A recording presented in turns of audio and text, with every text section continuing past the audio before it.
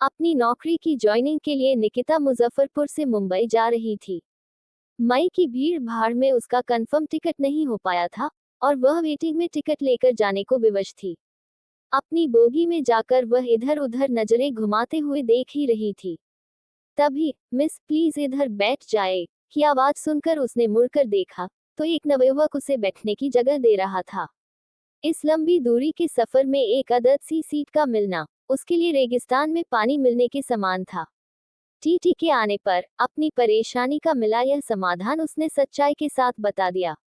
TT को कोई आपत्ति नहीं थी और साथ बैठे उस लड़के को भी कोई परेशानी नहीं थी। 32 घंटे का सफर और इस सीट का मिलना निकिता के लिए डूबते को तिनके का सहारा जैसा था। सफर के उस साथी का नाम अनिकेत था। अनिकेत बेहद चुलबुले और मजाकिया किस्म का लड़का था। छुट्टियां अपने दादा दादी के पास बिताकर मुंबई में रह रहे अपने पापा मम्मी के पास वापस जा रहा था। निकिता गांव के माहौल से निकली झिझक वाली लड़की थी जो पहली बार मुंबई जा रही थी, लेकिन अनिकेत का चुलबुलापन उसकी झिझक को मिटाने में काफी हद तक कामयाब रहा। दोनों का समय अच्छा गुजर रहा था। बातों बातों में पता चला कि अनिकेत का चयन बैंकिंग सर्विस रिक्रूटमेंट बोर्ड के लिए हो चुका है और वह अगले महीने नौकरी ज्वाइन करेगा। मौका देखकर अनिकेत में निकिता को अपने मन की बात बता दी। निकिता, मैं हकीकत में थोड़ा स्वार्थी किस्म का हूँ जो अपनी सीट जल्दी किसी के साथ शेयर नहीं करता, लेकिन तुम्हारे चेहरे का भोलापन और हिचक मुझे पहली नजर में ही पसंद आ गई थी, इसलिए मैंने तुम्हें सीट ऑफर किया था। अगर तुम्हें कोई आपत्ति ना हो तो मैं तुम्हें अपना जीवन साथी बनाना चाहता हूँ। जिंदगी भर तुम्हें थामे रखूंगा, ये वादा रहा। निकिता ने कुछ पल के लिए अपनी नजरें झुका ली। इस परिस्थिति के लिए वह मानसिक रूप से तैयार नहीं थी।